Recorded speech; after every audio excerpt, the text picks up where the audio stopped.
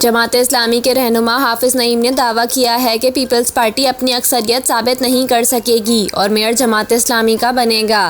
कराची में मीडिया से गुफ्तगू करते हुए हाफिज नईम ने कहा कि कराची के आवाम का सबसे बड़ा मसला बिजली का है। लोड शेडिंग और ओवर बिलिंग हो रही है। KESC की निजकारी से मुताल्लिक सुप्रीम कोर्ट में हमारी दरख्वास्त ज़ेर समात है। इस तरह की कंपनियों का मुआहदा रियासत के साथ होता है। उन्होंने कहा कि ये इसलिए मफाद आमा का केस है कि कई घंटों की बिजली की लोड शेडिंग हो रही है।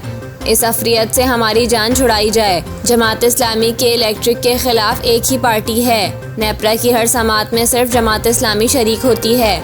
मेयर कराची से मुताल्लिक हाफिज नईम ने दावा किया कि हमारा सबसे राब्ता है और पार्टियों के अपने फैसले होते हैं, लेकिन पीपल्स पार्टी अपनी अक्सरियत साबित नहीं कर सकेगी और मेयर जमात इस्लामी का बनेगा।